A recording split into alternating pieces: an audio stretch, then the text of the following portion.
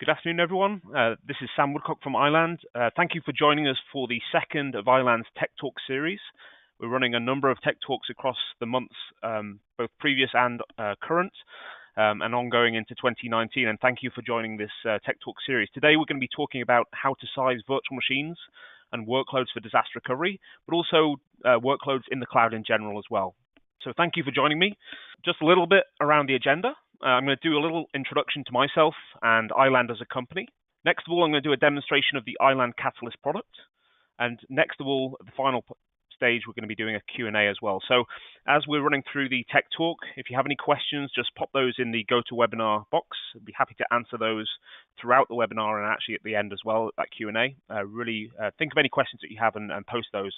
Also, if you don't get an opportunity throughout the webinar or you don't think of a question, you can always email myself or the iland team afterwards to get an answer on that question. So please think of anything and let us know as we run through.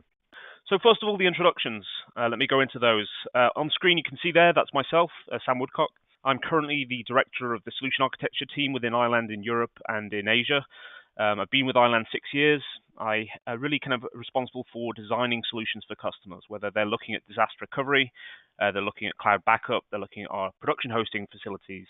I want to make sure that the solution that we provide to a customer is going to work, and it's going to provide what you're looking for as a business as well. We don't want to provide a solution that doesn't meet your objectives. And so my main responsibility is the technical side of the shop, making sure, again, things are validated, they're sized appropriately, and you have the right solution that meets your needs. You can see there my Twitter handle. Please feel free to follow me. I've got the iland Cloud Twitter as well there. We post regular updates.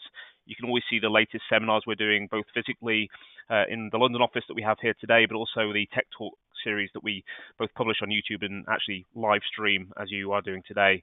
You can also see my email address there, so please feel free to reach out with any questions. For the folks on the call that haven't heard of iland before or just need a refresher, here's our blue slide. This talks to iland's history and our current procedures and our current solutions that we have as well. So we've been in business for 22 years delivering IT services. We have 8 global locations that deliver those services, and they're all meeting the general global compliance requirements that most organizations are looking for. And for the last 12 years, we've been focused on cloud and disaster recovery specifically. So we have a lot of experience in this space. And we're going to be talking about the Catalyst tool today and how that helps design those cloud and disaster recovery solutions. In the middle, you can see from Gartner that we're a leader in the Magic Quadrant for disaster recovery as a service, not only in the current year, but also the previous 2 years as well. Actually, if you look at the nice Magic Quadrant there, you'll see us right in the top right-hand corner. That's the main thing that people know us for initially, for providing great disaster recovery solutions for their on-premises VMware infrastructure. But then people then see that we also do things like cloud backup, and also production hosting. In fact, our DR platform is the same as our production platform. So we often see people start off with iland for disaster recovery and then transition into full production hosting with us. A lot of pedigree in the industry, a lot of partners that we work for or work with. So you can see in the middle, we work heavily with VMware. Actually, in fact, on the 2018 VMware or VMware World in the US, we actually won the Gold Award for Best Cloud Platform. We work with Veeam on the backup and replication side of things, and we're actually their Partner of the Year. We also work with Zerto on the disaster recovery side for the last number of years. And again, we have the Partner of the Year award with that provider. And we also work heavily in the channel, as well as working with our partners at Cisco, who provide our back-end infrastructure. So a lot of partners there. We work with all of these technologies. We sit on the technical advisory councils. So not only do we utilize the products, but we also control the future direction of those solutions. And a lot of these vendors also are customers of iland. So we work hand in hand in a partnership to deliver our solutions. And again, those solutions based on production hosting, cloud backup, disaster recovery, as well as labs as a service. We offer all of those things today. So today I'm going to be talking about why you should use Catalyst. Why does Catalyst exist? What does it do? How does it help you with your cloud solutions or shaping what those cloud solutions are going to be looking like in the future? So obviously the main focus of today was why Catalyst in terms of disaster recovery, but I'm also going to be giving some guidance on how Catalyst is used throughout the cloud assessment process to understand how to design cloud backup and disaster recovery, as well as infrastructure service solutions as well. So what Catalyst is in fact, it's a piece of software. It's free of charge. You can download it throughout the iland website at any time. And what Catalyst aims to do is provide software-defined design. As I informed you guys at the start, I work in our pre-sales team, my main responsibility being design of an overall solution. And in the past, over those 12 years, that's ranged from a lot of different processes, a lot of different pieces of software, and a lot of knowledge that we built up over time that our team worked through a customer to understand how their environment looks. So what we did last year, and we're ongoing, and actually have ongoing development of this product, was actually we wanted to take our pre-sale design process, our end-to-end technology design process, and build it into software. Because we know that if we define it in software, it's going to actually make for a repeatable design, a repeatable process. We can actually inform that design and update it with the latest understanding that we have to make sure that we have project success. So we think it's a very big deal that this is software defined, and this is going to provide a very validated experience for our customer base. And when customers are looking towards disaster recovery, I've listed some of the common questions that we actually get as part of that process along the side on the right-hand side. And this is really related to disaster recovery, but is mainly also applicable to a lot of other solutions that we offer. First of all, people ask us, well, how do we right-size my cloud-based resources? I'm looking at a backup project, I'm looking at a DR project. How do you know exactly what capacity I need to ensure that I can get that data across to you at iland, and also provide a platform that's going to provide me with the capacity I need in something like a disaster recovery failover event? How do we make sure that that's sized appropriately? Also, people are actually wanting to make sure, and iland specifically wanting to make sure that the workloads are compatible with our cloud-based services. We don't want to take workloads and promise the world and say, hey, look, we're going to protect these systems with this solution and it's all going to work fine. What we want to do instead is actually at the start of the process, hook up into your virtual environment and actually understand what you're running, and then run pre-checks against that environment to actually understand exactly what it looks like and make sure that the solution that we're proposing is the right one for those workloads. We know that sometimes specific workloads in your environment will need a different solution, or maybe we can't provide a solution at all for that. And so what we want to do is pre-check that in advance, let you know, and shape the solution accordingly. With disaster recovery, recovery points and recovery times are extremely important. We know from a business perspective, recovery points help businesses achieve their disaster recovery solution and make sure that they don't lose data as part of that process. And obviously, recovering as quickly as possible is extremely important for a business to keep up and running, transacting from a business perspective, and not losing the reputation that they've built up over time. So these things are extremely important, but how can I achieve that? How can I validate that I can actually meet those objectives? And then also, obviously, cost is a huge element of any solution, whether that's in the cloud or on premises. And often we want to understand, and the customer wants to understand, how will that cost per month? And also for things like DR testing and DR failovers, which are rare incidents or ad hoc incidents, how much will that cost me during those incidents and those times as well? So these are some of the common questions we get, and this is where Catalyst comes in and provides that software to actually help us answer those questions. So that's it from the slides perspective initially. What I'm going to do here is actually go into a demonstration of Catalyst and show you how it answers some of those questions I just ran through. And you can see on screen just a screenshot of the Catalyst tool. This is, again, something that you can download through the iland website. An iland engineer can help you through the process. It's very simple to use and install, but we want to be here to guide you through how to make best use of this product. Again, really easy to utilize and download. So let me scroll across to my demo lab, and this is a live instance of my Catalyst solution.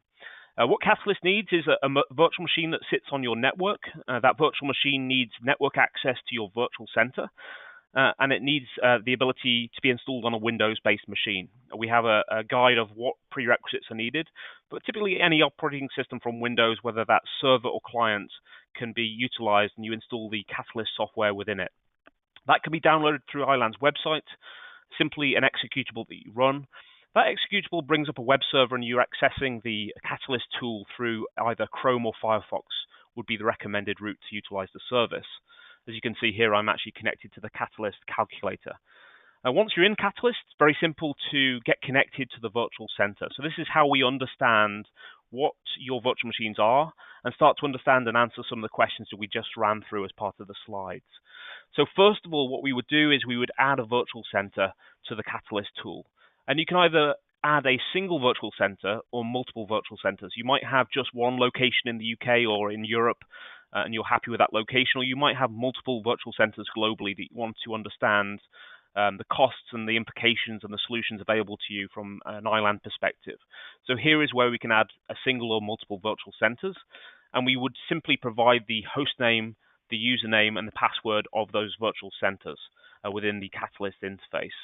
The nice thing here is it would only require read-only permissions, so you don't need to provide any extensive root or administration-based permissions. We understand security is top of mind to organizations. So here you simply need to provide a read-only account into your virtual center to get all of the information that iland would need to right-size and validate your environment. So this has been done previously to the demo, but I just wanted to show you how easy it would be to connect to the virtual center. Once I'm connected to the virtual center, we get a nice view of all the resource pools and the virtual machines that are connected through. And this helps us build a picture of your virtual machines and your infrastructure in your local environment. Along the top, you'll see we're in the calculator view, and I'll show you extensively how to utilize that. But if you want to see what information Catalyst is actually gathering on the back end to do what it does, you can click over to the infrastructure view and actually click into the virtual center itself and see exactly what we're gathering from the iland perspective. That's details around your host infrastructure, versioning, core speeds, memory, and virtual machine sizing. It's also telling us information about your resource pools, your networking, and your virtual machines. So here you'll see all of the virtual machines that make up my virtual center, the operating system, the power status, the tool statuses, and hardware versions. And some of this information goes a long way to validate how successful these virtual machines are and how valid they are for our solutions. So you'll see this being utilized throughout the solution. We also, again, see networking information, so we can shape, if we're looking at a disaster recovery solution or an infrastructure as a service solution, shape exactly how the network topology should sit when we actually go to deploy that environment. So this is utilized not only by the pre-sales team at iland, but once we pass across this information to our deployment team, they exactly have that same information when they go to deploy your environment. So we ensure accuracy, compatibility throughout the whole process when you engage with the iland engineering team. If I quickly go back to virtual machines, I did want to talk a little bit about how we validate machines. That was the second point in my list. How do we make sure that they're compatible and valid for the cloud environment? So what we do here is we look for things like vCPU quantities, memory quantities, storage quantities, for example. With the iland cloud, we support all the theoretical maximums that VMware offer. So if you've got some large machines with vCPUs, memory, and storage that may not be compatible with other clouds or in your local environment, what we do here is we compare the sizes of those virtual machines to iland's cluster sizes, and we can ensure that we provide the relevant cluster to actually enable that service to run successfully to iland's cloud.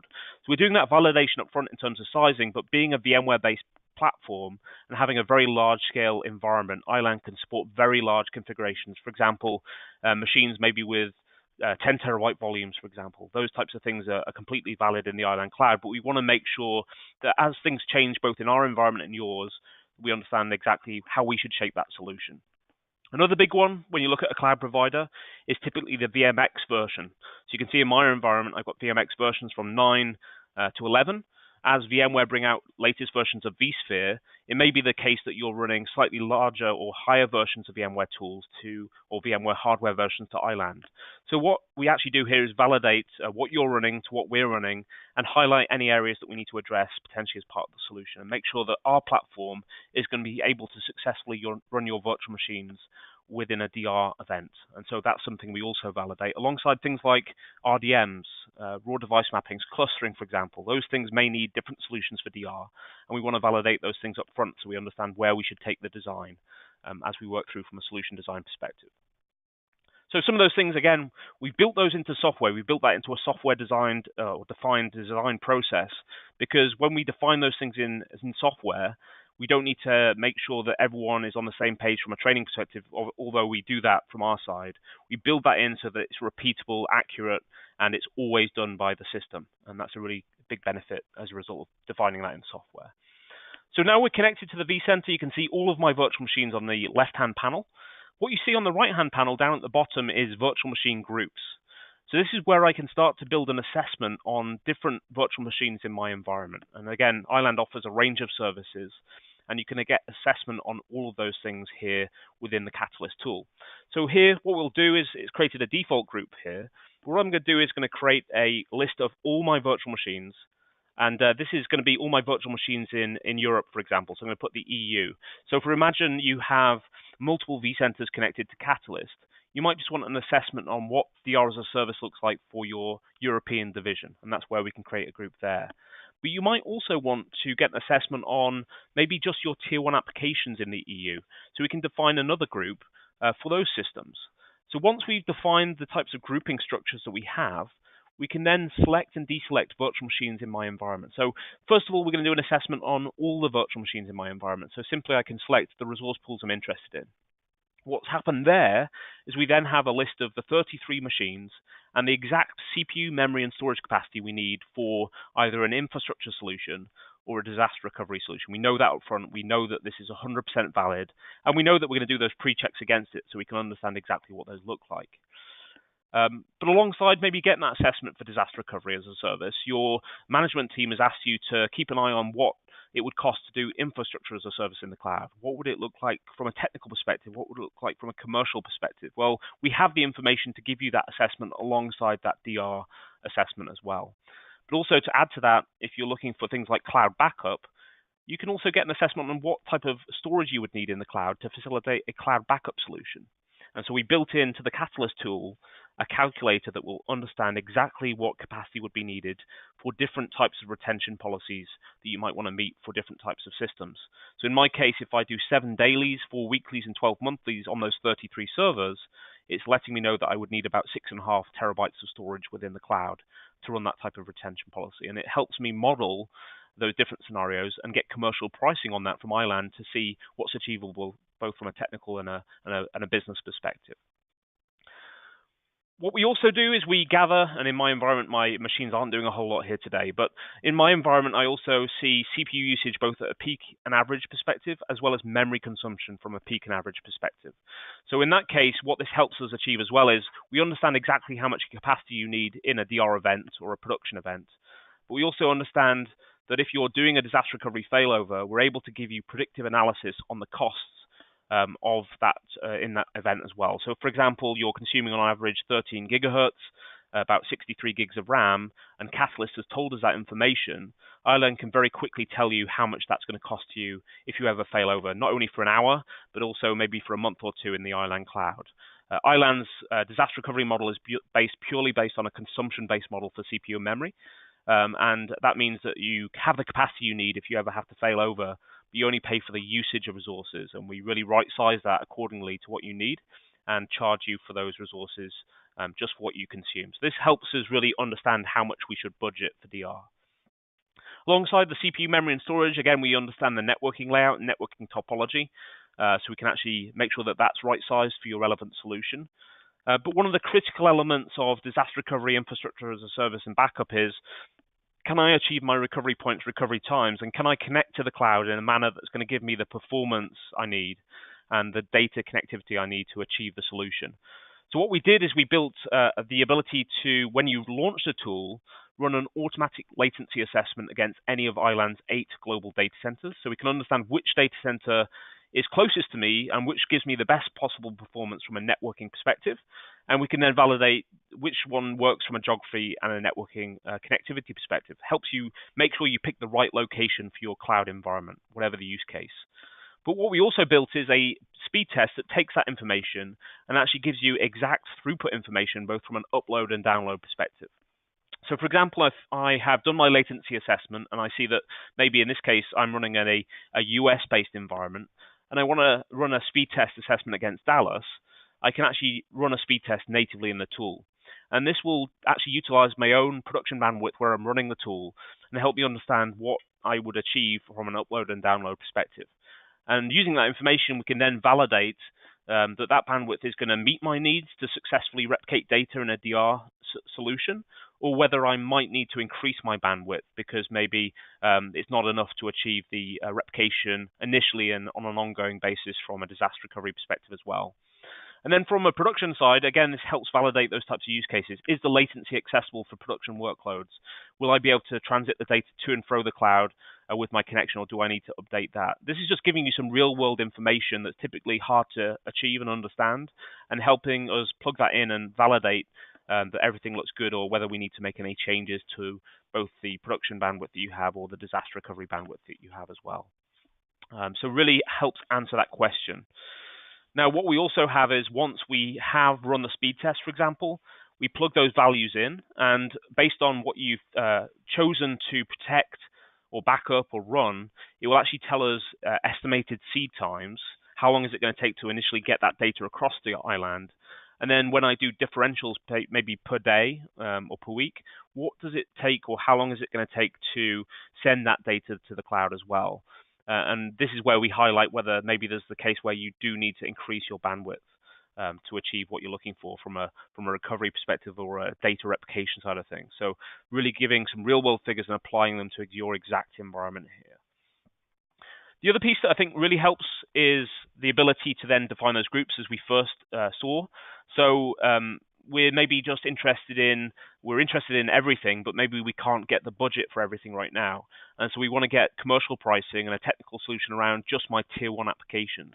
So using that same interface, it's very easy to select specific machines which are seen as business critical in the organization. You can see I'm selecting those on the left-hand panel. And actually, as we look through the interface down to the tier one grouping, you can see I've selected 11 virtual machines. And now I have specific information directly towards just those specific machines. So not only can I get quick commercial pricing from iland for that solution for tier one applications, I have further information that I can go to my board of directors with to let them know in the future, if we get the budget, how much it's going to cost for the entire environment. But I can also get specific use cases covered around those machines. How much would it cost to just protect those 11 virtual machines with cloud backup? So we think this is a really nice tool to validate a lot of the concerns, a lot of challenges people are looking to look through as they evaluate the cloud, and also helps us build a peace of mind that we want to make sure that when we sell a solution to a customer and actually onboard a customer, that they're going to have the right experience that we want to achieve as well. Simply, once you've got the information to how you like it, simply you can then email that across to iland. You can include your first and last name, your email address, and your company name. iland then receives that information and works with you together to show you what the solution would look like. What technologies do we need to employ? What is the shape and size of those? And what extra steps or next steps do we need to achieve to then get to the next step, which is your deployment of the solution or testing of the solution. So this is where we submit that report to iland. That's done encrypted and also held in an encrypted REST state. And we only ensure that specific engineers have access to this information. And we show you exactly what that is. We'll share that with you as well. So that was a little whistle-stop tour of Catalyst. We would be more than happy to give you a one-on-one demonstration specific to your environment. We'd also like to get one of my team on the phone with you as well and help you work through an assessment of your environment. It's very simple to do in a number of minutes, but if you wanted a little bit more in-depth advice on how we would kind of categorize machine workloads and systems, we'd be happy to get on the phone and actually help you throughout the process as well.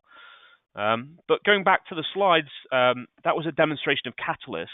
But as we've been working through, I know there's been a number of questions as I've been running through the demonstration, so I did want to give a chance to answer those as we've been running through. One of the questions that we had was, well, how long is this going to take me to run? I'm a busy kind of administrator within my organization, and I don't really have a lot of time to do this type of assessment. How long is it going to take? Well, it can be as complicated or it can be as simple as you'd like. We can really install this tool within around a minute from our side and your side. And actually, to take the assessment, if all you're doing is picking a selection group of VMs and saying you want to do disaster recovery with it, you could do that in another couple of minutes and send that information to iland. So it really only needs 5 to 10 minutes max from a time investment perspective. So I think that's really going to be a really beneficial tool, and you'll get the data back, and it will help you evaluate not only iland solution, but your other objectives in the market as well, with on-premise environments, for example, as well. One of the questions I think I just answered, but I'm just going to reiterate as well, is how does iland protect my data? Your data is extremely important. So what we do is we encrypt the data in transit, and we also encrypt that data at rest. We also have role-based access, so only specific iland solution architects have access to that information. If you want that purged later on, we do that, and we have defined guidance on how we do that.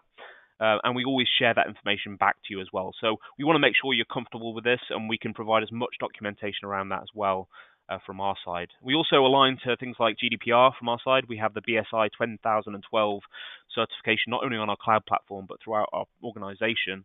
And that's something we utilize when we're utilizing this tool as well. Someone says they've used RV Tools before, and is this just the same as an RV Tools, for example? Well, we think that this goes beyond RV Tools from our side. We think it takes the information that RV Tools gathers, but what we're doing is we're applying logic specific to iland services and specific to the cloud-based solutions that are in the market today, and validating the data against that. So RV Tools goes one step, which is to let you know what you're running and give you all of the information behind the scenes. But then it's up to a person or a human being, an organization, to interpret that and validate that against a solution. What Catalyst does is it's defining that in software and procedurally and automatically doing that against that data set. So we think it's an intelligent version of RV tools, and it goes way beyond that. And we have some very exciting updates coming in the future around this tool, which we think will benefit the industry as well.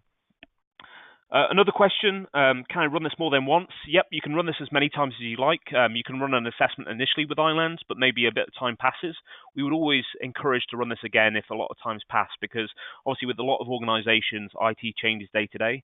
We want to make sure that when we're reaching the final stages of a solution design, that we revalidate the information, make sure that nothing's changed. We make sure we have the capacity and the environment sized accordingly. So yep, you can run this as many times as you like.